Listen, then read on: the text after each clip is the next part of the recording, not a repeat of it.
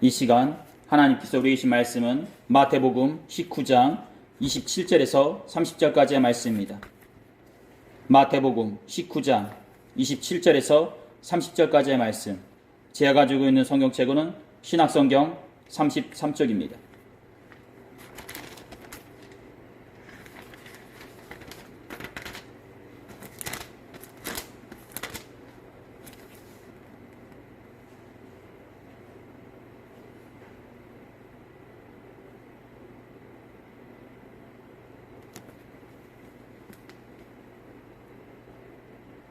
다 찾으신 줄 믿고요. 제가 한 절 읽고 여러분 한 절 읽다가 마지막 30절은요.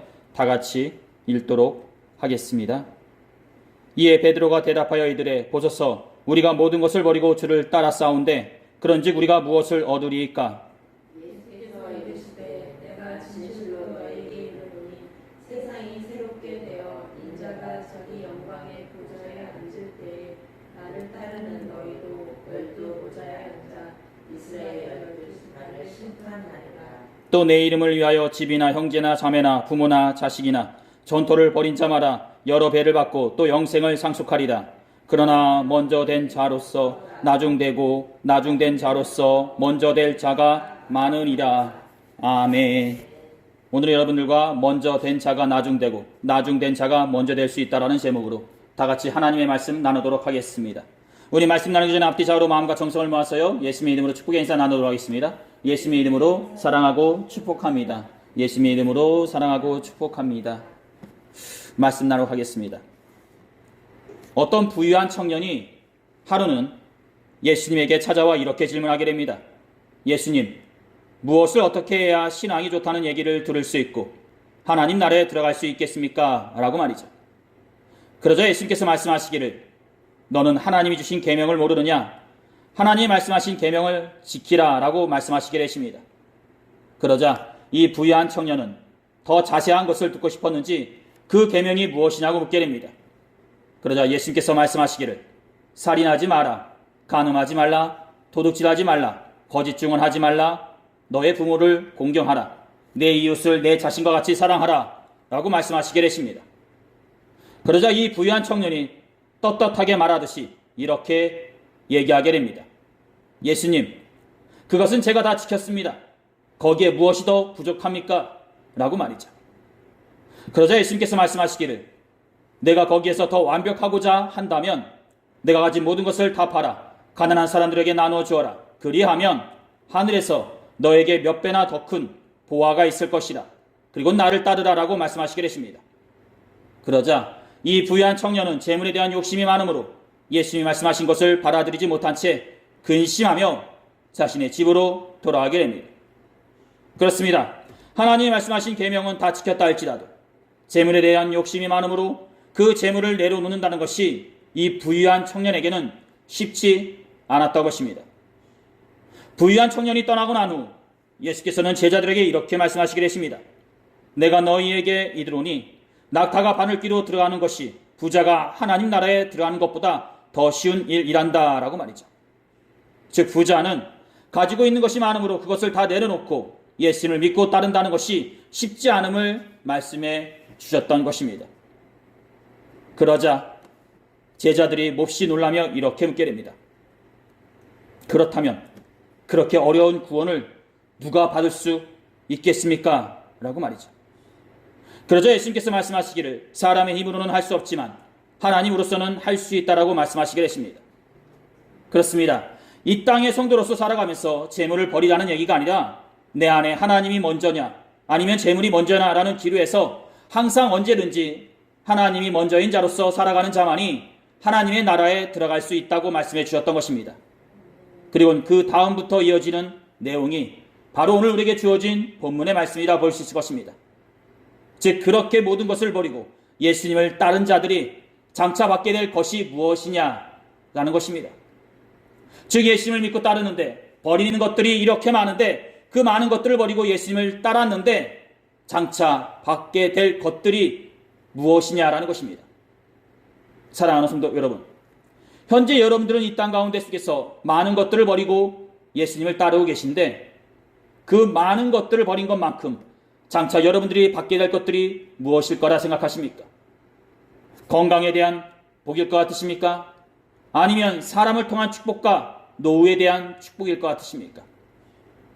우리 모두 다 이런 궁금증을 가지고 있듯이 제자 중에 하나인 베드로 또한 부유한 청년이 근심한 채 돌아가는 모습을 바라보며 이런 질문을 예수님께 드리게 됩니다. 우리가 모든 것을 버리고 주를 따라 싸운데 그런즉 우리가 무엇을 얻으리까? 라고 말이죠. 바로 오늘 우리에게 주어진 본문 27절의 말씀이라 볼 수 것입니다. 이에 베드로가 대답하여 이르되 보소서 우리가 모든 것을 버리고 주를 따라 싸운데 그런즉 우리가 무엇을 얻으리까? 부유한 청년을 바라보면서 베드로는 여러 생각이 들었을 것입니다. 부유한 청년은 구원을 받기 위하여 하나님 말씀하신 모든 계명을 다 지켰고 그 계명대로 따랐습니다. 그는 삶 속에서 살인하지 않았고 간음하지 않았고 도둑질하지 않았고 거짓 증언하지 않았으며 자신의 부모를 공경하였고 내 이웃을 내 자신과 같이 사랑하였습니다. 이것이 쉬운 일이겠냐는 것입니다. 누구든지 부모님을 공경하지 못하고 있고 누구든지 한 번쯤 살아가면서 부모님의 것이든지 간에 아니면 형제의 것이든지 간에 은근슬쩍 손을 대본 적이 있었을 것이요 누구든지 살아가면서 거짓말을 해본 적이 있었을 것입니다. 그리고 또한 누구든지 살아가면서 내 이웃을 내 자신처럼 사랑하는 사람이 몇 명이나 있을까 싶습니다. 그런데 놀랍게도 이 모든 것을 예수님을 찾아온 그 부유한 청년은 하였다는 것입니다. 이 모습을 바라보면서 그곳에 있던 제자들이나 질문을 하였던 베드로 또한 적지 않은 도전과 부끄러움을 받았을 것입니다. 왜냐? 나는 이 부유한 청년처럼 하지 못했으니까 말이죠.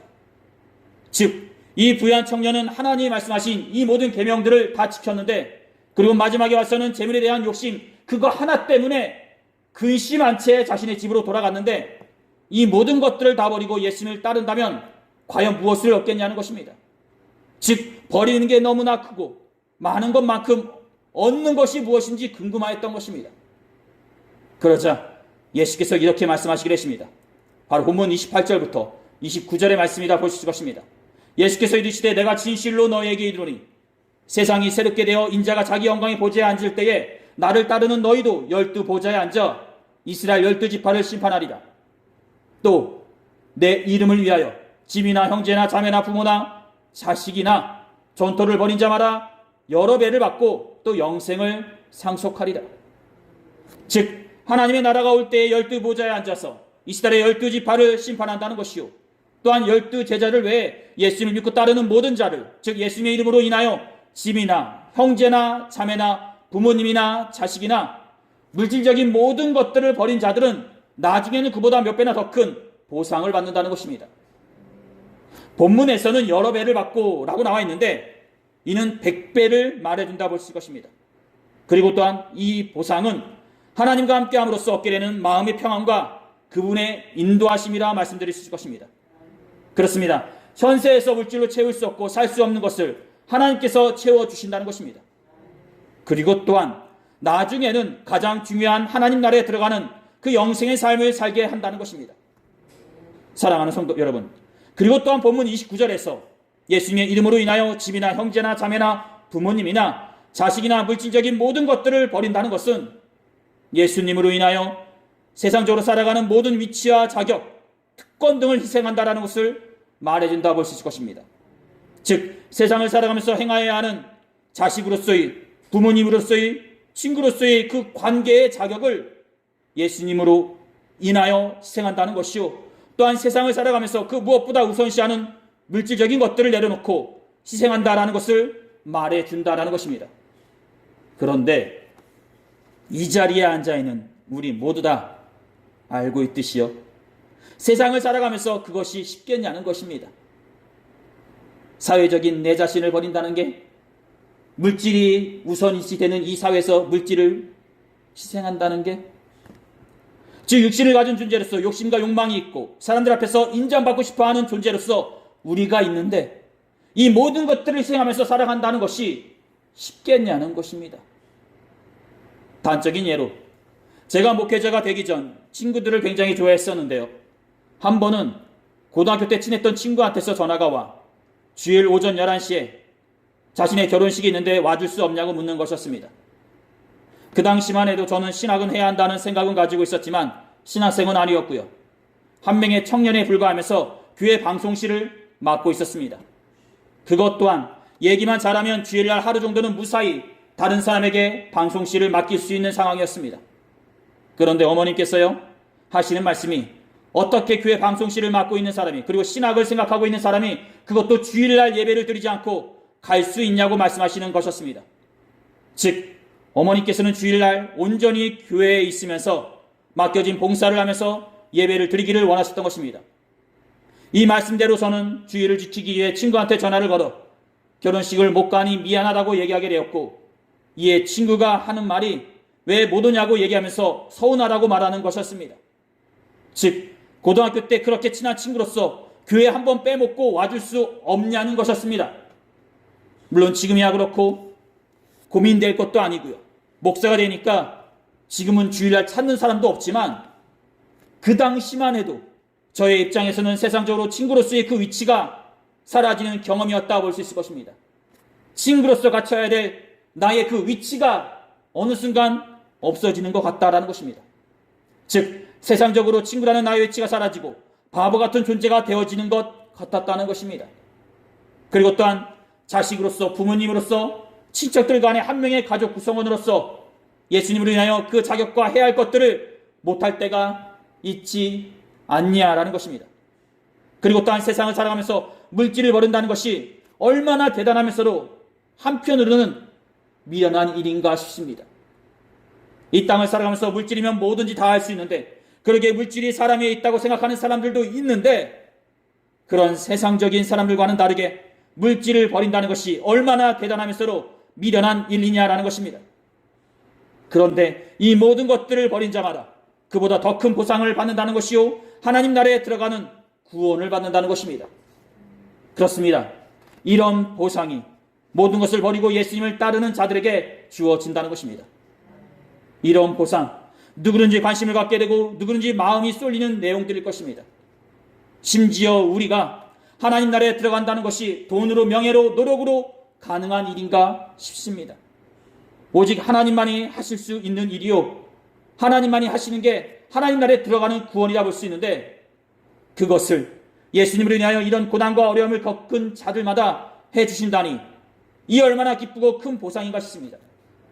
사랑하는 성도 여러분, 그러니 이 땅 가운데 속에서 예수님의 이름으로 인하여 희생과 어려움을 겪는다 해도 너무 억울해 여기시거나 아파하지 마시기 바랍니다. 그 억울함과 아픔만큼 하나님께서 위로해 주시고 보상해 주실 것입니다. 이렇듯 베드로의 질문에 예수께서는 모든 것을 버리고 당신을 따르는 자들에게 이런 보상이 있다고 말씀해 주시게 되십니다. 그리고 덧붙여 말씀하시기를 이런 말씀도 해 주십니다.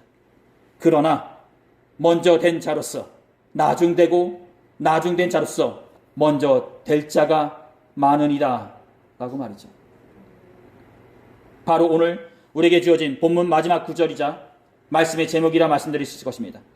즉 보상을 받긴 받되 먼저 된 순서대로 받는 것이 아니라 먼저 된 자가 나중될 수도 있고 나중된 자가 먼저 될 수도 있다는 것입니다. 이 말씀은 여러분들도 어느 정도 아실 것이다 믿습니다.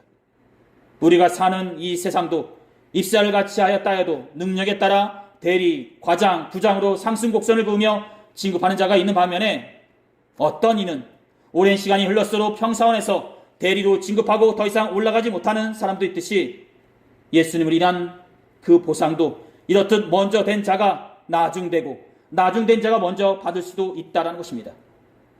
그렇습니다. 우리가 사는 이 세상에도 여러 가지 상황과 자격으로 인하여 먼저 된 자가 나중되고 나중된 자가 먼저 될 수 있는 경우가 허다한데, 하물며 영적인 세계라 말할 수 있는 신앙과 믿음의 세계는 어떻겠냐는 것입니다. 자그마한 것에 시험을 당하여 낭망하고 쓰러져 예수님을 떠나는 자들이 허다하고, 아무리 예수님을 모른다 해도 한 번의 복음과 전도 그리고 이에 대한 영접을 통하여 순간 믿음의 사람으로 거듭나는 경우가 허다하지 않나 싶습니다. 즉 우리의 신앙과 믿음의 세계는 수시로 바뀌고 성장하는 가운데 순간 나중된 자가 먼저 될 수도 있고 먼저 된 자가 나태하거나 교만하여 나중될 수도 있다는 것입니다. 그러니 신앙의 연수가 길다고 해서 믿음이 좋은 것도 아니요, 직분이 있다고 해서 먼저 된 자로서 있는 것도 아니라는 것입니다. 우리가 흔히 알고 있는 이솝우화 중에 토끼와 거북이라는 이야기가 있습니다. 그 이야기에서 어느 날 토끼가 거북이에게 다가가 이렇게 이야기하게 됩니다. 나는 얼마나 빠른데 너 같은 누림보는 절대로 나를 이길 수 없어 라고 말이죠. 이게 거북이는 속도는 느려도 나는 절대로 포기하지 않아. 우리 한번 시합해볼까 라고 하며 둘은 달리기 시합이 치러지게 되었습니다. 호각소리와 함께 토끼가 순살같이 거북이를 앞질러 가기 시작하였습니다. 그런데 얼마쯤 지났을까요? 토끼는 더 이상 보이지 않는 거북이를 보고 좀 쉬어야겠다 싶어 낮잠을 가지 시작하였고, 그 사이에 거북이는 토끼를 제치고 결승선에 달아르게 되었습니다. 낮잠에서 깬 토끼는 거북이가 결승선에 달아났다는 것을 보게 되었고, 이에 열심을 내어 달려갔지만 거북이가 먼저 결승선을 통과하여 승리하게 되었습니다. 그렇습니다. 이렇듯 아무리 잘났고 뛰어나서 먼저 되었다 할지라도 순간의 교만과 나태함으로 나중될 수도 있는 것이요, 아무리 부족하여 재능이 없다 할지라도 꾸준함과 인내심으로 먼저 되어 그 누구보다 영광스러운 자리에 설 수도 있는 것입니다. 그렇습니다. 사랑하는 성도 여러분, 이렇듯 우리가 다 같이 모여서 예배를 드리는 이 순간에도 여러분들 중에 나중된 분이 꾸준한 신앙생활로서 성장하고 계신 분이 있을 수 있는 것이요, 먼저 복음을 받아들였다 할지라도 안이해지고 나태해짐으로써 나중된 분으로서 뒤처질 수도 있는 것입니다. 그러니 이 점을 유념하셔서 자신의 신앙을 꼭 잡아매시는 복된 성도분들이 되시기를 두 손 모아 축원드립니다. 신앙의 연수가 길다고 해서 구원받았다고 생각하지 마시기 바랍니다. 그리고 또한 집사님이든 권사님이든 또는 교회와 지방 내에서 높은 직분을 받았다고 해서 나는 하나님 나라 가겠지, 나는 천국 가겠지라고 안일하게 생각하지 마시기 바랍니다. 내가 기도를 100시간을 하고 40일 금식하였기 때문에 나 같은 사람은 없고 하나님이 나 아니면 하나님의 나라에 데려갈 사람은 없겠지 하는 순간 하나님의 나라에서 멀어지게 됩니다. 한 짝도 알 수 없는 것이 사람의 인생이듯이 우리의 신앙과 믿음 또한 언제 바뀔지 모르고 언제 사라질지 모르는 것입니다. 누가 예수님의 12제자들 중에 그렇게 뛰어난 유다가 예수님을 은 30에 팔아넘기고 자살할지 누가 알았고요, 예수님을 3번씩이나 부인한 베드로가 다시 믿음의 사도로서 돌아올지 누가 알았겠습니까? 이렇듯 우리의 신앙과 믿음 또한 언제 바뀌고 언제 성장하고 언제 퇴보될지 모르는 것입니다. 그러니 언제든지 은혜 가운데 계심으로 자신의 신앙과 믿음을 수시로 살펴보는 저와 여러분들이 되시기를 간절히 소원합니다. 다시 한번 말씀드리지만 신앙생활하는 가운데 속에서 아니라고 나태하게 뒤처지면 반면에 수시로 살펴보고 열심히 행하면 성장하여지는 것은 당연한 모습인 것입니다. 물론 그렇다고 해서요, 단거리 달리기 하듯 순간 열심히 행하라는 것이 아닙니다. 신앙생활은 우리의 삶과 함께 가야 하는 것이요, 긴 호흡으로 꾸준히 변화없는 모습으로 행하여 가야 하는 것입니다. 즉 꾸준히 말씀을 보시고 꾸준히 기도하시면서 꾸준히 예배 참석하는 가운데 속에 은혜의 자리에 있어야 한다는 것입니다. 그리고 그런 가운데 속에 우리의 신앙과 믿음이 성장하여지게 되는 것이요, 구원이 우리 앞에 다가오게 되는 것입니다. 바로 바울이 빌립보서에서 고백한 내용처럼 말이죠. 내가 하나님께서 원하시는 모습으로 이미 완성되었다고 말하는 것이 아닙니다. 나는 아직 목표에 이르지 못했습니다. 나는 그 목표를 향해 열심히 달리고 있으며 그리스도 예수께 잡힌 바 된 그것을 잡으려고 쫓아가고 있습니다. 형제 여러분, 내가 아직 목표에는 이르지 못했으나 여러분들에게 한 가지 자신 있게 말씀드릴 수 있는 것은 내가 과거의 것은 잊어버리고 앞에 있는 목표를 향해 힘껏 달리고 있다는 것입니다. 나는 목적지에 이르렀을 때 상을 받을 것입니다. 그 상은 하나님께서 내게 주시려고 그리스도를 통하여 친히 내리신 것입니다. 사랑하는 성도 여러분, 이렇듯 먼저된 자가 나중되지 않도록 수시로 자신의 신앙과 믿음을 살펴보는 저와 여러분들이 되시기를 간절히 축원드립니다. 특별히 2025년 상반기를 보내시면서요, 우리의 신앙과 믿음의 상태를 한번 점검해 보시기를 소원합니다. 행여나 날씨가 더워지는 것만큼 우리의 신앙 또한 나태해지고 있지는 않은지, 또는 오랜 시간 동안 신앙생활을 하다 보니까 뜨거움과 간절함은 사라지고 형식적이고 습관적으로만 신앙생활을 하고 있지는 않은지 말이죠. 우리가 처음에 가졌던 그 마음과 신앙으로 더욱더 성숙해지고 성장해가는 성능교회 성도분들이 되시기를 간절히 소원합니다. 오늘 하나님께서 우리들에게 주신 말씀은 여기까지입니다. 기도하시겠습니다. 귀하시고 복되신 우리 하나님 아버지, 오늘 우리는 먼저 된 자가 나중되고 나중된 자가 먼저 되는 것에 대해서 나눠보았습니다. 현재 우리가 주님을 영접한 시기는 각자 다르다 하여도 그 믿음과 신앙은 각자 뒤처지지 않도록 붙잡아 주시옵시고, 항상 주님 안에서 은혜 가운데 있으므로 믿음의 사람으로 계속적으로 성장할 수 있도록 우리를 한 명 한 명을 이끌어 주시옵소서. 우리가 신앙과 믿음 면에서 나중되지 않도록 하여 주시옵소서. 오늘 하루도 이렇듯 함께 모여서 예배드리게 해주심을 감사함을 드리며 이 모든 기도를 우리 주 예수 그리스도의 이름으로 간절히 기도 드렸사옵나이다. 아멘.